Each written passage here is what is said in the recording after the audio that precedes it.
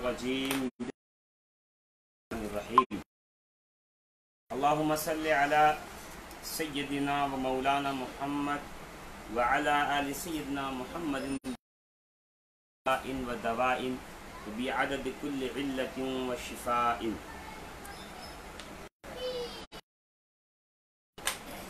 درس قرآن جس کا ٹاپک اور جس کا عنوان ہے،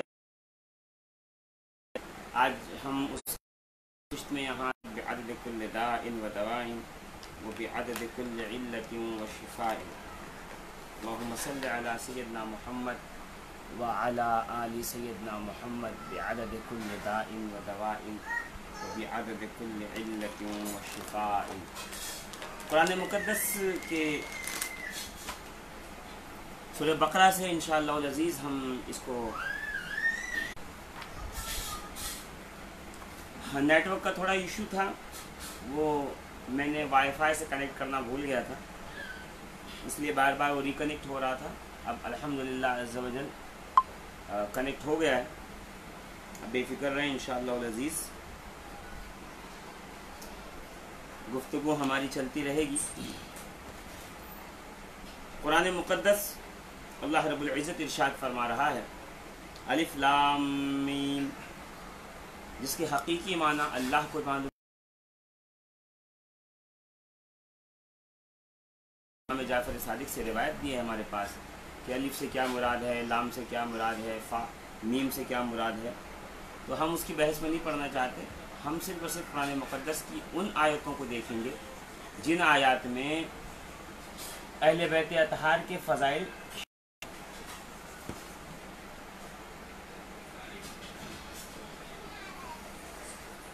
اللہ فرما رہا ہے ذالک الکتاب لا ریب فیہ ھدی للمتقین. یہ وہ عظیم کتاب ہے جس میں کسی شک کی گنجائش نہیں، پرہیزگاروں کے لیے ہدایت ہے. الذین یؤمنون بالغیب ویقیمون الصلاۃ ومما رزقناہم ينفقون، جو غیب پر ایمان لاتے اور نماز کو تمام حقوق کے ساتھ قائم کرتے ہیں، اور جو کچھ ہم نے انہیں عطا کیا ہے اس میں سے ہماری راہ میں خرچ کرتے ہیں. والذین یؤمنون بما انزل الیک وما انزل من قبلک وبالآخرۃ ھم یوقنون، اور وہ لوگ جو آپ کی طرف نازل کیا گیا اور جو آپ سے پہلے نازل کیا گیا سب پر ایمان لاتے ہیں، اور وہ آخرت پر بھی کامل یقین رکھتے ہیں. تو ہم آیت نمبر 4 میں دیکھیں گے کہ علامہ اسماعیل حقی رحمۃ اللہ تعالیٰ علیہ، اہل سنت کے کافی معتبر نام ان کو لیا جاتا ہے، امام شیخ اسماعیل حقی تفسیر روح البیان. وبالآخرۃ ھم یوقنون، اور وہ لوگ جو آخرت پر یقین رکھتے ہیں. تو اس کے تفسیر میں فرماتے ہیں جو شخص وجودی حجاب کی ذلت سے رہائی پا لیتا ہے وہ اخروی امور کے ذریعے یقین کی عزت حاصل کر لیتا ہے، اور پردے کے پیچھے رہ کر بھی وہ ان پر ایمان رکھتا ہے. اس طرح حجاب اٹھنے کے بعد وہ ان پر پختہ یقین رکھتا ہے، جیسا کہ امیر المومنین حضرت علی کرم اللہ تعالی وجہہ الکریم. اب دیکھیے قرآن مقدس میں اللہ تعالیٰ کیا فرما رہا ہے کہ وہ لوگ جو ایمان لائے، جو کچھ نازل ہوا آپ کی طرف یا اس سے پہلے نازل ہوا، اور وہ آخرت پر بھی کامل یقین رکھتے ہیں. اب یہاں پہ یقین کی بات ہو رہی ہے کہ آخرت پر بندے کا کس طرح سے کامل یقین ہونا چاہیے. تو یہاں پر اسماعیل حقی تفسیر روح البیان کے اندر کہہ رہے ہیں کہ یقین جو مولائے کائنات کی ذات میں ہے، ایسا یقین پوری دنیا میں کسی اور کو دیکھنے، کسی اور کی ایسے یقین کی حالت ہمیں دیکھنے کو نہیں ملتی. اب دیکھیے گا، ذرا غور فرمائیے گا کہ مولا علی کرم اللہ تعالی وجہہ الکریم فرماتے ہیں کہ اگر پردہ ہٹا بھی دیا جائے تو میرے یقین میں کوئی اضافہ نہیں ہوگا. یعنی رب تبارک و تعالی کا وجود، اللہ رب العزت ہے، اس پہ ہم سب کو یقین ہے، یقین کامل ہے. مگر مولا کائنات کہتے ہیں کہ میرا یقین اللہ کی ذات پر ایسے ہے کہ جیسے ابھی اللہ پردے میں ہے، غیب میں ہے، وہ نظر نہیں آتا ہماری آنکھوں سے، مگر اگر وہ پردہ ہٹا دیا جائے اور رب تبارک و تعالیٰ ظاہر ہو جائے تو میں اسے دیکھ بھی لوں تو اب میرے یقین میں اضافہ نہیں ہوتا۔ یقین میں اضافے کی اگر آپ دیکھیں تو قرآن مقدس میں حضرت ابراہیم علیہ السلام کا قصہ ہے کہ حضرت ابراہیم علیہ السلام نے کہا یا اللہ میں اس بات پہ یقین رکھتا ہوں کہ تو مردوں کو زندہ کر دیتا ہے، مگر اطمینان قلب کے لیے میں دیکھنا چاہتا ہوں۔ چنانچہ اللہ رب العزت نے فرمایا کہ 4 پرندوں کو پکڑو، بوٹی بوٹی کر کے اس کی بوٹیوں کو بکھیر دو، اور تم آواز دو گے تو وہ پرندے تمہارے سامنے دوڑے ہوئے چلے آئیں گے۔ اب جناب سیدنا ابراہیم علیہ السلام نے یہی کیا، ایک مرغا لیا، کبوتر لیا، کوا لیا، ایسے پرندے لے کر کے 4 اس کو ٹکڑے ٹکڑے کیے اور ایک میں ملایا، ایک مور بھی تھا اس میں سے، اور ملا کر کے اس کے بوٹیوں کے ٹکڑوں کو بکھیر دیا، اس کے سروں کو اپنے پاس رکھا، اور جب پکارا تو ہر درخت پہ سے اس جانور کی بوٹیاں نکل کر کے آ کر کے اس کے جسم سے لگ گئیں۔ تو کیا کہا، میرے قلب کا اطمینان اس سے بڑھے گا۔ مولا کائنات حضرت علی کرم اللہ تعالی وجہ الکریم فرماتے ہیں کہ اگر اللہ رب العزت بے حجاب بھی ظاہر ہو جائے تو علی کے یقین میں اضافہ نہیں ہوگا، کیونکہ میں آلریڈی اللہ رب العزت پہ جتنا یقین رکھنا چاہیے الحمدللہ اتنا یقین مجھے ہے۔ تو روح البیان، صاحب روح البیان فرماتے ہیں کہ یقین اگر رکھنا ہے تو پھر مولا کائنات کے یقین کو سامنے رکھو، جس طرح حضرت علی کو اللہ کے وجود پہ یقین تھا اسی طرح تمہیں بھی اللہ کے وجود پہ یقین ہونا چاہیے۔ اب یہ پورا ایک چیپٹر ہے قرآن مقدس کا جو یہاں سے چل رہا ہے کہ کون فلاح والے ہیں، کون ہدایت والے ہیں، جنہوں نے کفر کیا اور جو ایمان لائے وہ برابر نہیں ہو سکتے ہیں، اور اللہ نے بے ایمانوں کی آنکھوں پر اور دلوں پر اور کانوں پہ مہر لگا دی ہے، اور اس طرح یہ پوری آیتیں چل رہی ہیں۔ ابھی گھر پر پڑھیے آپ، میں تو صرف وہی آیت بتانے کے لیے بیٹھا ہوں جس میں حضرت علی کا کے فضائل موجود ہیں۔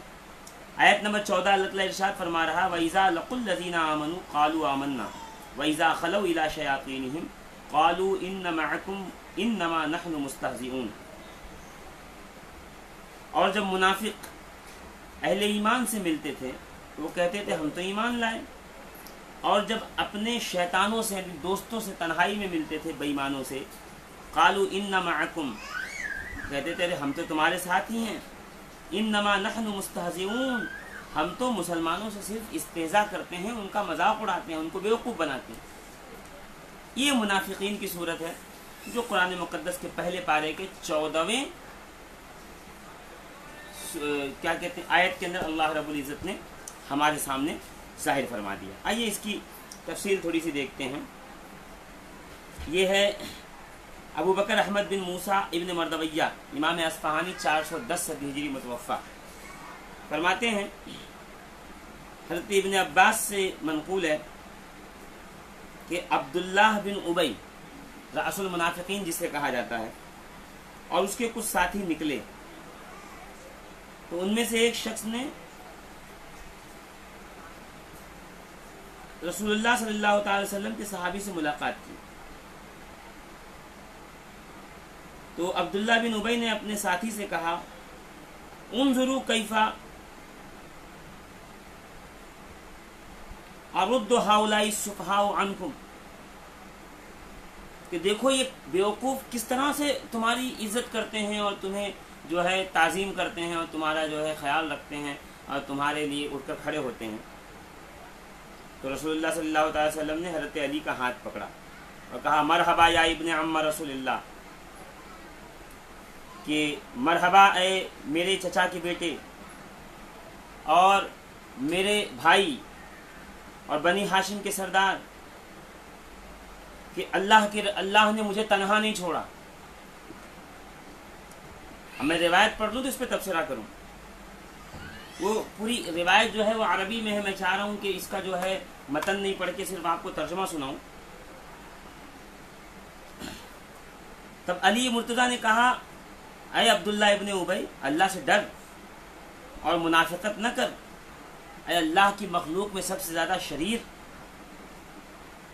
تو اس نے کہا سنبھل کے اے ابو الحسن، ہمارا ایمان تمہارے ایمان کی طرح ہے، اور پھر وہ چلا گیا۔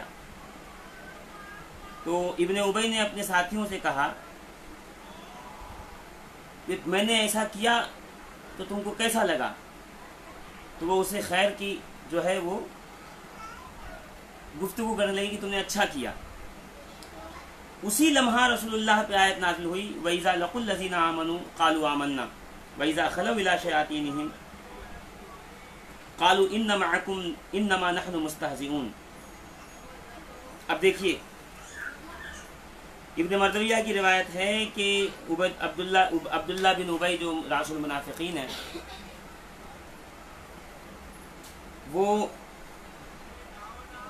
اپنے ساتھیوں کے ساتھ نکلا اور یہ کہنے لگا کہ دیکھو ابھی یہ بیوقوف کس طرح سے ہماری عزت کرتے ہیں، میں بتاتا ہوں۔ اور وہ رسول اللہ صلی اللہ علیہ وسلم کے سامنے سے گزرنے لگا۔ فَأَخَذَ بِيَدِ عَلِيٍّ، تو رسول نے علی کا ہاتھ پکڑا اور کہا مبارک ہو میرے چچا کے بیٹے کہ تم میرے بھائی ہو اور تم بنی ہاشم کے سردار ہو اور اللہ نے مجھے تنہا نہیں چھوڑا۔ مطلب جب منافقین یہاں پر آ گئے ہیں اور وہ مجھے تکلیف پہنچانا چاہتے ہیں تو پھر اے علی تمہارا ساتھ میرے لیے بہتر ہے، اللہ نے مجھے تنہا نہیں چھوڑا بلکہ مجھے تمہارا ساتھ عطا فرمایا ہے۔ پتہ یہ چلا منافقت اور علی میں دور دور سے بھی کوئی رشتہ نہیں ہے۔ جب رسول کے سامنے کوئی منافق آئے تو رسول کہیں کہ اللہ کا فضل ہے کہ اس نے مجھے منافق نہیں دیے بلکہ تم جیسا ساتھی دیا ہے، اے علی تم جیسا بھائی دیا ہے۔ تو علی نے کہا اس عبداللہ بن ابی کو اللہ سے ڈر، تو منافقت کرتا ہے، اللہ کی مخلوق میں سب سے شریر ہے۔ اس نے کہا سنبھل کے ابو الحسن، ہمارا ایمان تمہارا ایمان برابر ہے، یعنی علی مرتضیٰ کے ایمان کے برابر منافق اپنا ایمان سمجھتے تھے۔ اور پھر وہ چلا گیا اور اپنے دوستوں سے کہنے لگا، ساتھیوں سے، تم نے کیسے دیکھا جو میں نے کیا؟ تو انہوں نے اس کی ثنا کی کہ نہیں تم نے اچھا کیا جو تم نے اپنا ایمان ان کا ایمان برابر کر دیا۔ گویا رسول اللہ صلی اللہ علیہ وسلم کے سامنے تم نے یہ بات بتا دی کہ دیکھیے ہمارا ایمان تمہارا ایمان برابر ہے، ہم بھی تمہارے جیسے پختہ ایمان والے ہیں، صاحب ذوق ہیں۔ تو اللہ نے قرآن میں آیت اتار دی کہ یہ وہ لوگ ہیں اے حبیب صلی اللہ تعالیٰ علیہ وآلہ وبارک وسلم، یہ وہ لوگ ہیں جب ایمان والوں سے ملتے ہیں تو کہتے ہیں ہم ایمان والے ہیں، اور جب تنہائی میں اپنے ساتھیوں یعنی شیطانوں کے ساتھ مشرکین کے ساتھ ملتے ہیں کہتے ہیں ہم مسلمانوں سے استہزاء کر رہے ہیں۔ اسی طریقے سے آیت نمبر 31 ہے جس کی شان نزول میں مولا کائنات حضرت علی مرتضیٰ کرم اللہ تعالی وجہہ الکریم شامل ہیں، اور اللہ تعالیٰ ارشاد فرما رہا ہے اب جناب آدم علیہ السلام کی فضیلت بتائی جا رہی ہے کہ جو آپ کو فضیلت عطا کی گئی، جو افضلیت عطا کی گئی تمام خلق پر، وہ کس بنا پہ عطا کی گئی؟ تو اللہ فرما رہا ہے اعوذ باللہ من الشیطان الرجیم وعلم آدم الاسماء كلها ثم عرضهم على الملائکة فقال انبئونی باسماء هؤلاء ان کنتم صادقین۔ اللہ نے حضرت آدم کو تمام اشیاء کے نام سکھا دیے، پھر انہیں فرشتوں کے سامنے پیش کیا اور فرمایا مجھے ان اشیاء کے نام بتا دو اگر تم اپنے خیال میں سچے ہو۔ اللہ اب اس کی تفسیر میں ہمارے پاس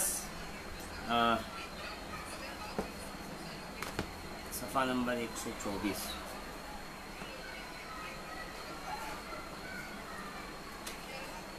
امام رازی تفسیر کبیر فخر الدین رازی فخر رازی التفسیر الکبیر او مفاتیح الغیب محمد بن عمر بن حسن التیمی البکری ابو عبداللہ فخر الدین رازی۔ اللہ نے آدم کو تمام اسماء کے نام بتا دیے، تمام اشیاء جتنی مخلوق تھی سب کے نام گنا دیا، اور پھر فرشتوں کے سامنے بٹھا کے کہا اب ان سے جو پوچھنا ہے پوچھ لو۔ پتہ چلا علم جناب آدم کی فضیلت کا باعث ہے۔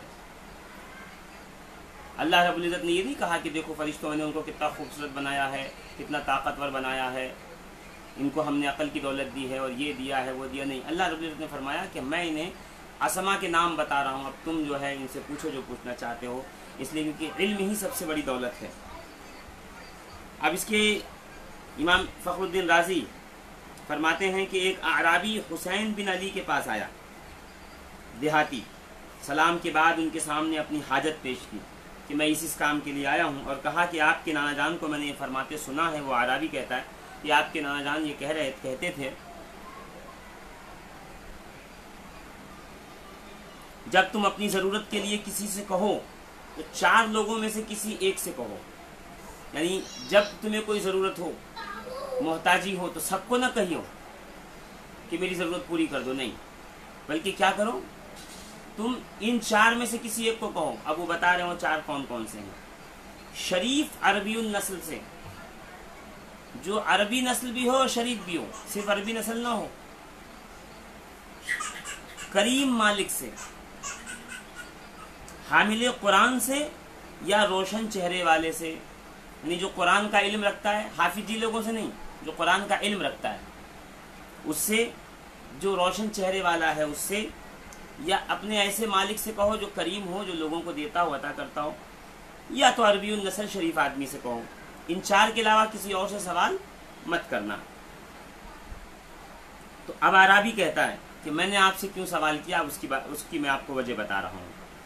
جہاں تک سوال عرب کا ہے تو انہیں شرافت آپ کے نانا سے حاصل ہوئی ہے. کیا تھا؟ شریف عربی النسل. تو آپ نے کہا کہ عربی نسل کو شرافت ہی آپ کے نانا کی وجہ سے ملی ہے، تو آپ جو ہے خود بخود عربی نسل بھی ہوئے، شریف بھی ہوئے.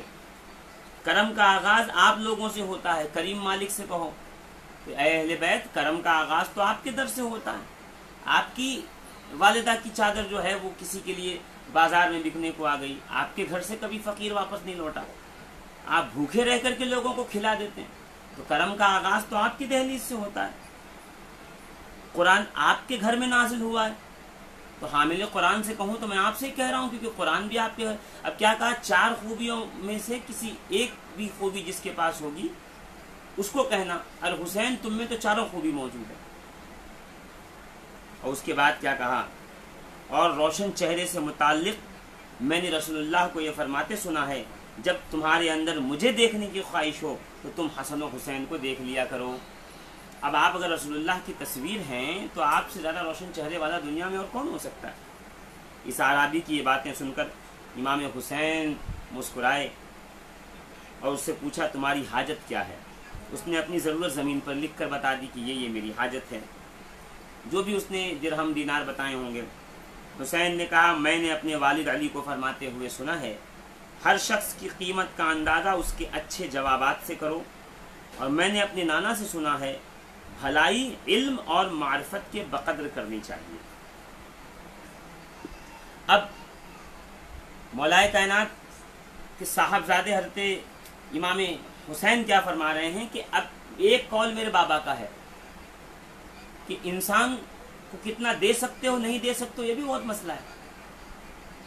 کہ سکندر کا دربار لگا ہوا تھا اور کسی وزیر نے کوئی اچھا کام کر دیا، یا کوئی دربار میں آیا ہوا تھا، اس نے کوئی جو ہے کمال کا کام کر دیا، تو بادشاہ خوش ہوا، خوش ہو کے کہتا ہے مانگو تمہیں کیا مانگنا ہے، میں تمہیں دوں گا. تو اس نے کہا یا بادشاہ سلامت، مجھے 1 درہم دے دو. تو بادشاہ مسکرا کے کہتا ہے کہ تو بادشاہ سے مانگ رہا ہے، تجھے شرم نہیں آتی 1 درہم مانگتے ہوئے؟ ارے کم سے کم میری شان تو دیکھا ہوتا، اس کے مطابق تو مانگا ہوتا. اس نے کہا حضور معاف کر دو، معذرت کے ساتھ مجھے ایک موقع اور دے دو. کہا ٹھیک ہے بتا مانگ، کیا مانگتا ہے؟ تو اس نے کہا بادشاہ سلامت مجھے آپ کی آدھی سلطنت دے دو. تو وہ مسکرا کے کہتا ہے پہلے تو نے میری حیثیت سے کم مانگا، اس بار تو نے اپنی اوقات سے زیادہ مانگ لیا. یعنی انسان کی جوابات پہ، ذہنیت پر جو ہے اس بات کا اندازہ لگایا جا سکتا ہے کہ اس کی مدد کیسے کی جائے. اور میرے نانا نے کہا ہے کہ بھلائی علم و معرفت کے بقدر ہونی چاہیے، کہ جس سے بھلائی کرو اس کا علم اور اس کی معرفت جتنی ہو اس قدر بھلائی کرو، وگرنہ وہی ہے کہ جس سے بھلائی کرو اس کی گالیاں سنو. نیکی کر دریا میں ڈالا، آپ نے سنا ہے. اور مولائے کائنات کا وہ قول بڑا اچھا ہے جو آپ فرماتے ہیں کہ ہاں گلفام انصاری صاحب، میں نے کافی لوگوں کو بھیجا ہے مگر شاید لوگ اس پہ دھیان نہیں دیتے ہیں، کیونکہ فیس بک ایسا ایک ٹرینڈ ہے کہ ہر آدمی بس چلا رہا ہے، اس کو اس کے فنکشنز جو ہیں استعمال کرنے کا طریقہ ہی نہیں معلوم ہے. میں نے 3,500-4,000 لوگوں کو میسج بھیجا ہے اور بہت دھیرے دھیرے یہ پروسیس چل رہا ہے، انشاءاللہ تیز ہوگا. تو میں عرض یہ کر رہا تھا کہ بھلائی علم و معرفت کے حساب سے ہونی چاہیے. مولا علی فرماتے ہیں جس سے بھلائی کرو اس کے شر سے محفوظ رہو. جی، اس سے بھلائی کرو اس کے شر سے محفوظ رہو ہمیشہ۔ تو علم اور معرفت کی بقدر ہونی چاہیے۔ اب حسین کہتے ہیں میں تم سے 3 سوالات کرتا ہوں، اگر تم نے ان میں سے ایک کا جواب صحیح دیا تو میں اپنی ملکیت کا 1/3 حصہ تمہیں دے دوں گا، اور اگر 2 کا جواب ٹھیک دیا تو اپنے پاس جو کچھ موجود ہے اس کا 2/3 تمہیں دے دوں گا، اور اگر تینوں کا جواب درست دے دیا تو میرے پاس جو کچھ بھی ہے وہ میں تمہیں دے دوں گا۔ اور آقا حسین عراق سے آئے ہوئے تھے اور آپ کے پاس ایک تھیلا تھا بڑا جس پہ مہر لگی ہوئی تھی، اس میں درہم و دینار بندے ہوئے تھے، تو جو کچھ ہے سب تجھے مل جائے گا، بے فکر رہے۔ تو اعرابی نے کہا پوچھیے کیا پوچھنا چاہتے ہیں؟ طاقت اور قوت کا مرکز اور منبع اللہ کی ذات ہے، آپ جو پوچھیں گے میں انشاءاللہ اس کا جواب دوں گا۔ حضران ملت اسلامیہ، رسول اللہ کے اس قول سے کیا بات سمجھ میں آئی؟ بھلائی اور مدد اس شخص کی کرو جس میں جتنا علم ہو، جس کے اندر جتنی معرفت ہو، تاکہ وقت آنے پہ وہ آپ کو اس کا صلہ لوٹا سکے، وگرنہ آنکھ بند کر کے دیجیے اور آپ واپس آ جائیے۔ تو امام حسین رضی اللہ تبارک و تعالیٰ عنہ نے پوچھا افضل ترین عمل کیا ہے؟ اعرابی نے کہا اللہ پر ایمان رکھنا۔ حسین نے کہا دوسرا سوال سن، بندے کو ہلاک ہونے سے کون سی چیز بچا سکتی ہے؟ جواب دیا اللہ پہ بھروسہ اور اعتماد۔ اللہ پہ بھروسہ اور اعتماد ہے تو پھر بندے کو ہلاکت نہیں پہنچ سکتی۔ حسین علیہ السلام نے اگلا سوال کیا انسان کی زینت کس چیز سے ہے؟ اعرابی نے جواب دیا اس علم سے جس کے ساتھ بردباری ہو، تکبر والا علم نہیں، گھمنڈ والا علم نہیں، تکبر اور گھمنڈ والا علم انسان کو ذلیل و خوار کر دیتا ہے۔ جی، بردباری والا علم اپنے آپ کو جو ہے لوگوں سے کمتر سمجھنا، اس کے بعد علم ہونا، تکبر سے بچائے رکھنے والا علم کا یہ جو ہے وہ نفع بخش ہوتا ہے۔ اللہ اکبر۔ پوچھا اگر یہ نہ ہو تو؟ جواب دیا مال سے جس کی ساتھ جود و سخا ہو۔ فرمایا اگر یہ بھی نہ ہو تو؟ کہا اس فقر سے جس کے ساتھ صبر ہو۔ پوچھا اگر یہ بھی نہ ہو تو؟ جواب دیا پھر اس آسمان کی بجلی کا انتظار کرنا چاہیے کہ وہ گرے اور اسے جلا کر خاک کر دے۔ اعرابی کے جوابات سن کر امام حسین ہنسنے لگے اور دینار سے بھری ہوئی تھیلی اس کی طرف پھینک دیا۔ کیا سمجھے کہ جناب آدم علیہ السلام کو جو علم دے کے اللہ تبارک و تعالی نے افضلیت عطا فرمائی تھی، اس علم کے وارثین ہیں اہل بیت اطہار، مولا کائنات۔ حضرت آدم علیہ السلام کو جو علم ملا ہے وہ ایک حصہ ہے، اس علم کا سمندر رسول اللہ کے پاس ہے، اور رسول فرما رہے ہیں انا مدینۃ العلم وعلی بابھا، میں علم کا شہر ہوں اور علی اس شہر کا دروازہ ہے۔ تو یہ مسلمانوں کو جان لینا چاہیے کہ اہل بیت اطہار کا علم بدرجہ اتم ہے، فضیلتوں والا ہے، اور اسی وجہ سے اہل بیت اطہار کو اللہ رب العزت نے اتنی کرامات اور اتنے درجات عطا فرمائے ہیں۔ اب چلیے آگے چلتے ہیں۔ اسی قرآن مقدس کی آیت نمبر 37 کی طرف، 37 کی طرف اللہ تعالیٰ ارشاد فرما رہا ہے فَتَلَقَّى آدَمُ مِن رَبِّهِ كَلِمَاتٍ فَتَابَ عَلَيْهِ إِنَّهُ هُوَ التَّوَّابُ الرَّحِيمُ۔ پھر آدم علیہ السلام نے اپنے رب سے عاجزی اور معافی کے چند کلمات سیکھ لیے، بس اللہ نے ان کی توبہ قبول فرما لی، بے شک وہی بہت توبہ قبول کرنے والا ہے۔ اب ہم پھر جو ہے اسی کتاب کی طرف رجوع کرتے ہیں اس آیت میں۔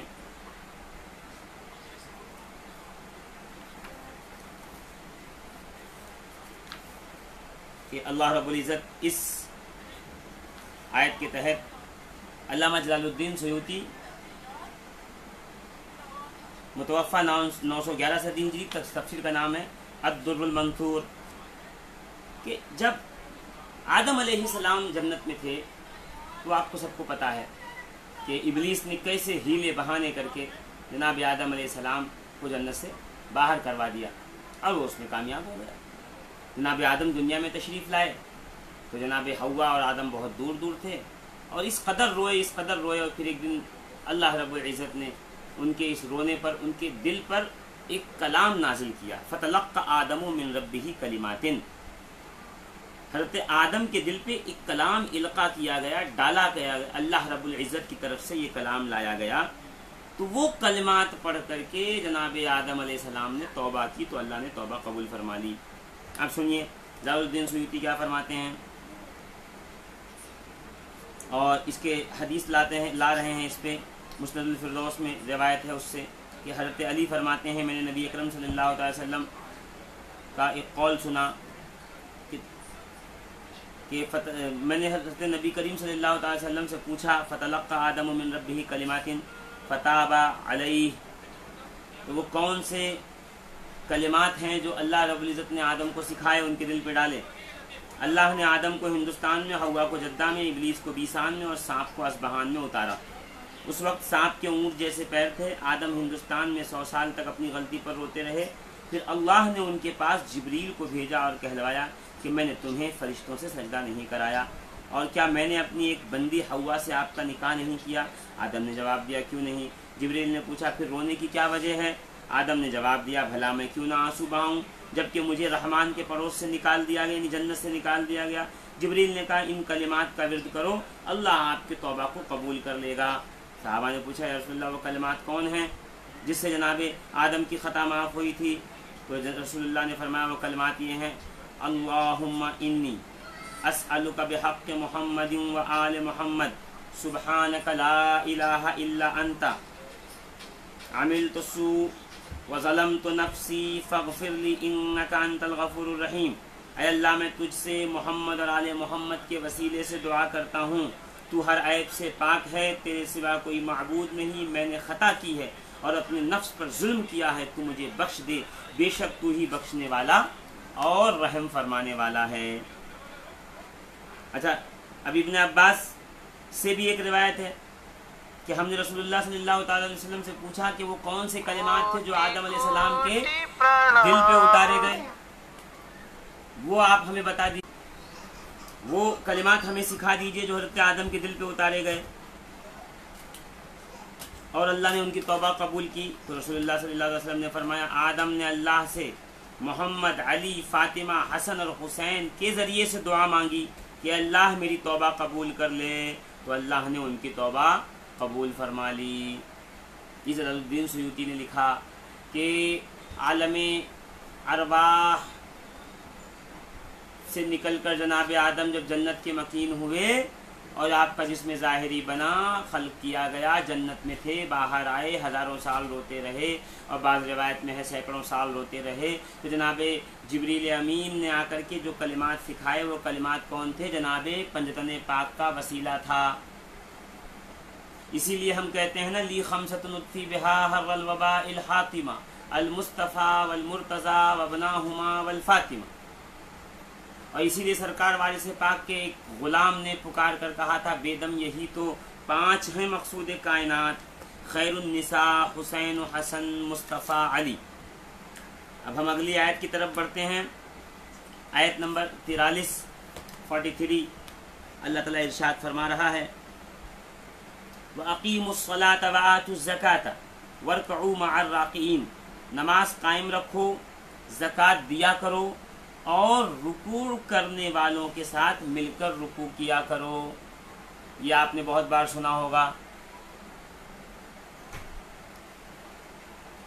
محمد ناوید صاحب پوچھ رہے ہیں کہ جب اللہ پاک نے تمام فرشتوں کو حکم دیا کہ آدم علیہ السلام کو سجدہ کرو تو اس وقت پنجتن پاک علیہ السلام کا نور کیا کر رہا تھا؟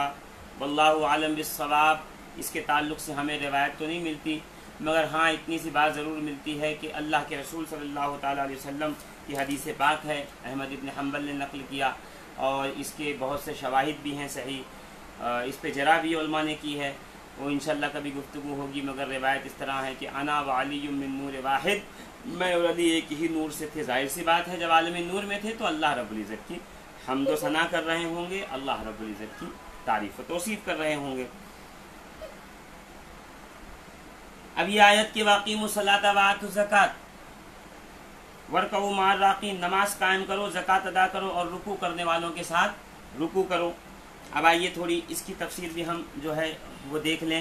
اس کی تفسیر امام ابن مردویہ اصفہانی جو ابھی میں نے آپ کے سامنے پیش کیا تھا وہی امام ابن مردویہ اصفہانی ہے. اب وہ اس کی تفسیر میں فرماتے ہیں صفحہ نمبر 48 کے اوپر کہ ابن مردویہ نے نقل کیا اپنی سند سے عن ابن عباس نزلت فی رسول اللہ خاصۃ وہما اول من صلی ورکعا.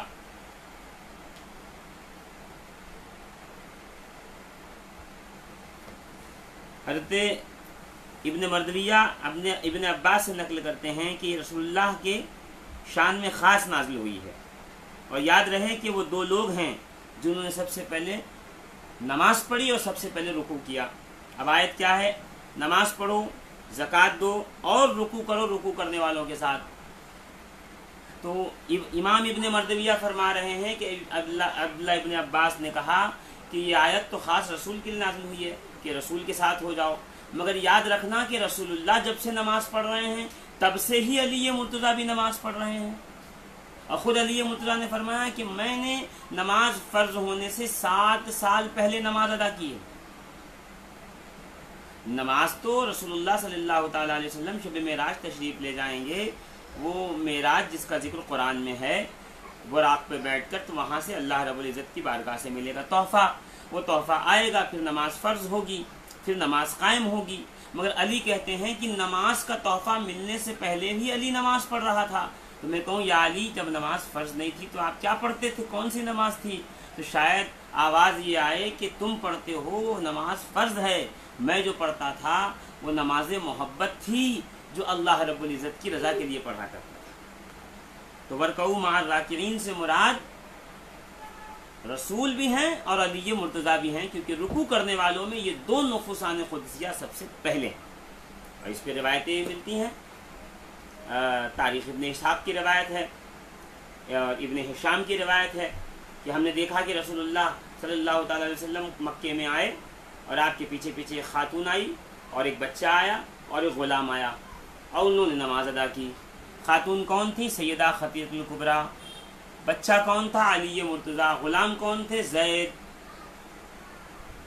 ورکعوا مع الراکعین، ان رکوع کرنے والوں کے ساتھ ہونے کی اللہ رب العزت نے قرآن کے اندر ہمیں تنبیہ فرمائی ہے. اب آگے چلیے آیت نمبر 89 پہ تھوڑی سی گفتگو کر لیتے ہیں. میں صرف وہ آیتیں آپ کے سامنے بیان کر رہا ہوں جس میں اہل بیت رسول اللہ صلی اللہ تعالیٰ علیہ وآلہ وسلم کا ذکر پاک اور ذکر خیر ہے.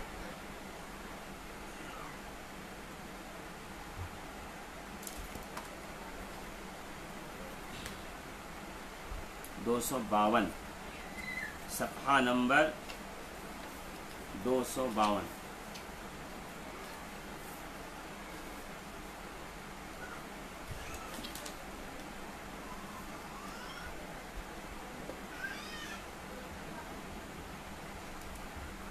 اب اس میں کیا ہے؟ اور جب ان کے پاس اللہ کی طرف سے وہ کتاب آئی وَلَمَّا جَاءَهُمْ كِتَابٌ مِّنْ عِندِ اللَّهِ مُصَدِّقٌ لِّمَا مَعَهُمْ، جو اس کتاب توریت کی اصلاً تصدیق کرنے والی ہے، یعنی قرآن توریت کی تصدیق کرتی ہے. وَكَانُوا مِن قَبْلُ يَسْتَفْتِحُونَ، جو ان کے پاس موجود تھی حالانکہ اس سے پہلے وہ خود کافروں پہ جب فتح یابی مانگتے تھے. یستفتحون علی الذین کفروا، تو جب وہ کافروں پہ فتح یابی مانگتے تھے تو وہ اسی جو ہے کتاب کا اور اسی رسول کا جو ہے ہمیں وسیلہ دیتے تھے. فلما جاءہم ما عرفوا کفروا بہ، اور جب وہ آ گئے رسول تو انہوں نے پہچاننے سے انکار کر دیا اور کفر کیا. فلعنت اللہ علی الکاذبین، تو لعنت ہے جھوٹوں پر. اب اس میں بتایا جا رہا ہے کہ یہ جو قرآن ہے یہ قرآن توریت کی جو ہے وہ تصدیق کر رہا ہے. اور توریت کی کیا تصدیق کر رہا ہے؟ کہ توریت میں لکھا ہے ایک نبی آخر الزمان آئیں گے، ان کی یہ برکتیں ہوں گی، ان پہ کتاب نازل ہوگی. تو رسول اللہ کی ذات اس کی تصدیق کر رہی ہے. اور یہ پہلے جب پڑھتے تھے کہ بھئی ایک نبی آئے گا اس کی یہ برکت ہوگی تو پھر اللہ سے دعا مانگتے تھے، یا اللہ ہمیں معاف فرما دے، یا ہمارے فتح دے دے، یا ہمارا فلاں کام ہو جائے.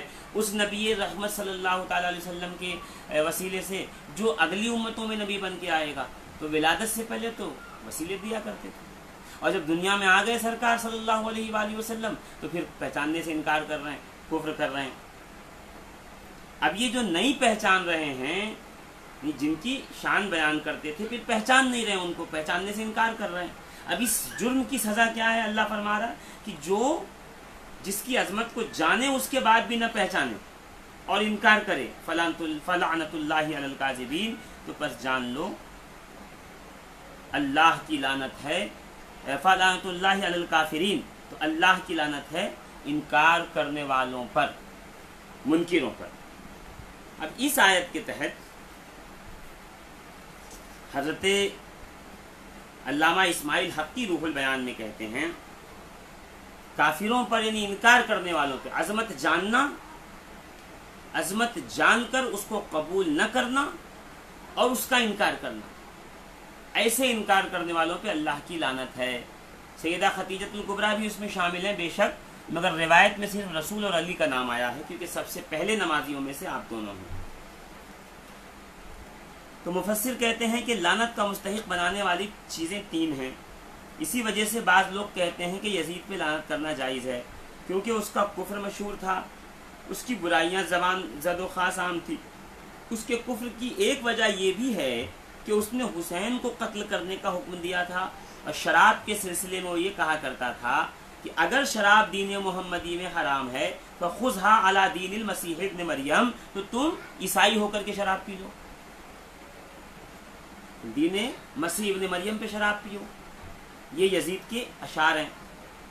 اسی طرح لوگوں کا اس بات پر بھی اتفاق ہے کہ جس نے حسین کو قتل کیا، قتل کا حکم دیا، قتل کی اجازت دی یا اس سے خوش ہوا، ان سب پر لعنت کرنا جائز ہے، جیسے کہ علامہ سعد الدین تفتزانی نے فرمایا ہے.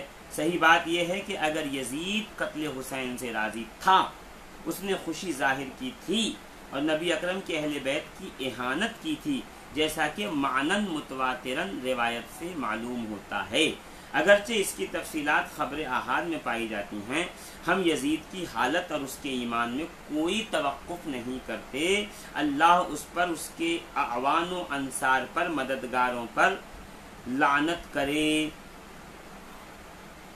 اور حضرت صاحب بن عبادہ برف کا ٹھنڈا پانی پی لیا کرتے اور اس کے بعد کہتے کہ قعقعۃ الثلج بماء العذب، کہ برف کی آمیزش والا ٹھنڈا پانی حلق کے جب نیچے اترتا ہے، تستخرج الحمد من اقصى القلب، تو دل کی گہرائیوں سے کوئی بات نکلتی ہے. اگر ٹھنڈا پانی پی لیتے پھر سانس لے کے کہتے یزید تجھ پر لعنت فر کرتا ہوں، تجھ پہ ایک بار پھر سے لعنت بھیجتا ہوں. اب چونکہ آیت میں ذکر تھا کہ رسول کو پہچانتے بھی تھے، جانتے بھی تھے اور آپ کے وسیلے سے دعا بھی کرتے تھے، مگر جیسے ہی رسول اللہ تشریف لائے انکار کر دیا. پتہ چلا کسی کی عظمت کو جاننے والا جب اس کی عظمت سے انکار کرے تو وہ مستحق لعنت ہوتا ہے. یہی حال یزید کا بھی ہے کہ حسین کو جانتا بھی تھا، پہچانتا بھی تھا. کیا اس کو نہیں معلوم تھا کہ رسول اللہ کے کتنے عزیز ہیں، رسول اللہ کے گھر والے ہیں، انہیں نبی نے کاندھوں پہ بٹھایا ہے، ان کو اپنا بیٹا کہا ہے، ان کی شان میں آیتیں آئی ہیں، یہ آیتیں تطہیر میں شامل ہیں، یہ لوگ مباہلہ کے اندر جانے والے لوگوں میں سے ہیں، ان کے وسیلے سے دعا مانگی جاتی ہے. حضرت سیدنا عمر، حضرت سیدنا ابو بکر صدیق، سیدنا ابو ہریرہ اور دیگر اصحاب اتنی عزت و عظمت کے قائل ہیں، اس کے باوجود بھی حسین کے اس عظمت کا انکار کرنا کہ جو کام یہود و نصارہ نے کیا تھا وہی یزید نے کیا. عظمت جان کر نہ ماننا، اس پہ لعنت کا جواز ہے. کہ اسی طریقے سے یزید پر بھی لعنت کی جائے گی کہ وہ حسین کی عظمت کو جانتا تو تھا مگر اس نے حسین کی عظمت کا پاس و لحاظ نہ رکھا.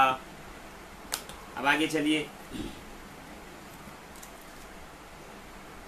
سورہ بقرہ کی آیت نمبر 156. اللہ تعالیٰ ارشاد فرما رہا ہے الذین اذا اصابتهم مصیبۃ قالوا انا للہ و انا الیہ راجعون. یہ اصل میں اللہ رب العزت پیچھے سے یہ بات ہو رہی ہے کہ ولا تقولوا لمن يقتل في سبيل الله اموات بل احیاء ولکن لا تشعرون، اور جو لوگ اللہ کی راہ میں مارے جائیں انہیں مت کہا کرو کہ یہ مردہ ہیں، وہ مردہ نہیں بلکہ وہ زندہ ہیں، لیکن تمہیں ان کی زندگی کا شعور نہیں۔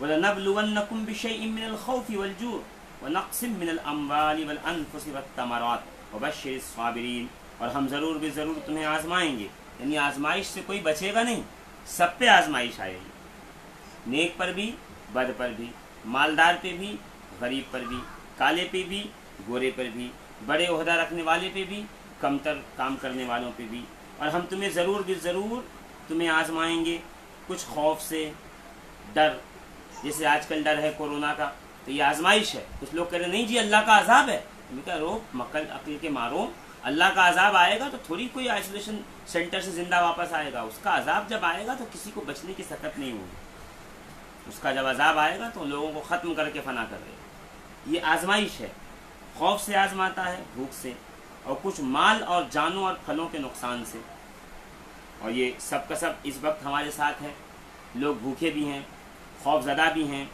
مال بھی نہیں ہے، جان جانے کا بھی خطرہ ہے، مارکیٹ میں ویسے ہی کھانے پینے کی اشیاء کم ہیں، اور آپ صبر کرنے والوں کو خوشخبری سنائیں۔ اس حالت میں جو صبر کرے گا پھر یا حبیب ان کو کہو خوشخبری ہے تمہارے لیے۔ الذین اذا اصابتهم مصیبہ قالوا انا للہ وانا الیہ راجعون، جن پر کوئی مصیبت پڑتی ہے تو کہتے ہیں بے شک ہم بھی اللہ ہی کا مال ہیں اور ہم بھی اسی کی طرف پلٹ کر جانے والے ہیں۔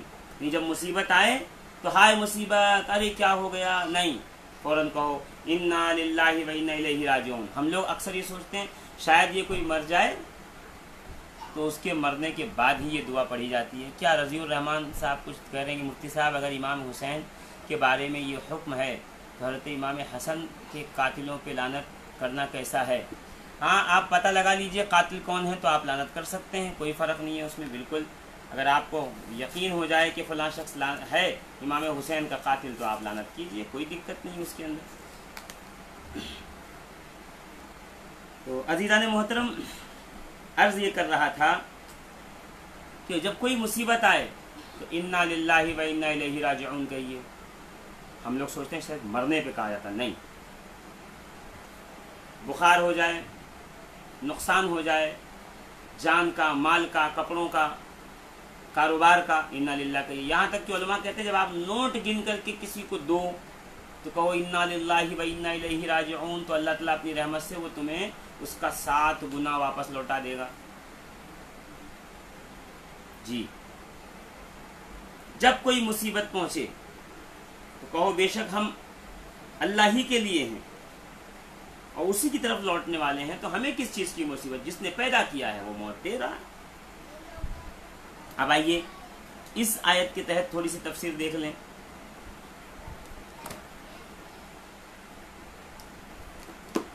امام ابن مردویہ کی کتاب یہ آخری ہے، پھر انشاءاللہ العزیز کل جو ہے آگے ہم اس پہ گفتگو کریں گے۔ Page number 49۔ وبشر الصابرین الذین اذا اصابتهم مصیبہ قالوا انا للہ وانا الیہ راجعون، اور خوشخبری سنا دو صبر کرنے والوں کو۔ یہ بھی قرآن مقدس کی آیت ہے کہ جب ان پہ کوئی مصیبت پہنچتی ہے تو وہ کہتے ہیں بے شک اللہ ہی کی طرف سے تھا ہم ہیں، ہماری جان ہے، ہمارا مال، اور اسی کی طرف لوٹ جانا ہے۔ تو ابن مردویہ اپنے اسناد سے عبداللہ ابن عباس سے نقل کرتے ہیں، قالا ان امیر المؤمنین علیہ السلام لما وصل الیہ، جب ان کے پاس پہنچا کیا؟ حضرت حمزہ ان کے چچا کے قتل کا ذکر، تو انہوں نے زور سے کہا انا للہ و انا الیہ راجعون۔ ابھی آیت نہیں آئی تھی، دیکھیے ان میں راز کیا ہے، دیکھیے آپ کیا کہا جب حضرت امیر حمزہ بدر میں شہید ہوئے تو جب یہ خبر حضرت امیر المومنین کے پاس پہنچی تو کہا انا للہ و انا الیہ راجعون، فنزلت هذه الآیہ، تو یہ آیت نازل ہوئی کہ صبر کرنے والے کو بشارت سنا دو کہ بے شک اللہ ہی کے لیے ہماری جان اور ہمارے مال ہیں اور اسی کی طرف لوٹ جانے والے ہیں۔ یعنی اس میں دو چیز کی اقرار ہے، ایک اللہ کی ملکیت کا کہ ہم سب اللہ کی ملکیت میں ہیں، اور دوسرا اپنی کمتری کا کہ ہم اللہ ہی کے ملکیت میں ہیں، تو وہ چاہے دے دے، وہ چاہے رکھ لے، اس میں ہمیں ناراض ہونے کی کوئی ضرورت نہیں ہے۔ تو پتہ چلا انا للہ و انا الیہ راجعون کے الفاظ علی مرتضیٰ کی زبان سے پہلے نہ نکلے، بعد میں اللہ رب العزت نے انہیں نازل فرمایا۔ تو یہ میں نے آج 2 2 4 2 6 7 آیتیں آپ کے سامنے پڑھ کے سورہ بقرہ کی سنائی ہیں۔ ٹوٹل مجھے 13 آیتیں سنانی ہیں، اس میں سے انشاءاللہ العزیز کل ہم مزید 6 آیتوں پہ گفتگو کریں گے جو اہل بیت اطہار کی شان میں نازل ہوئی ہے۔ جب تک کہ عزیزان محترم اس پیج کو زیادہ سے زیادہ شیئر کریں، لوگ اس پہ جڑیں، آگے آگے وہ باتیں، وہ تمام آیتیں آئیں گی جس میں امیر المومنین حضرت علی کرم اللہ تعالی وجہ الکریم کی شان موجود ہے، اور وہ 300 آیتوں کا تذکرہ کریں گے جس میں حضرت علی کی بھی شان ہے اور اہل بیت اطہار کی دیگر افراد بھی اس میں شامل ہیں۔ اللہ رب العزت سے دعا ہے اللہ رب العزت ہمیں اور آپ سب لوگوں کو اپنے حبیب کے صدقہ و طفیل میں، اہل بیت اطہار کے صدقہ و طفیل میں روزہ رکھنے کی، عبادت کرنے کی توفیق عطا فرمائے، تمام مصیبتوں سے، بلاؤں سے محفوظ فرمائے، آمین بجاہ النبی الکریم علیہ السلام۔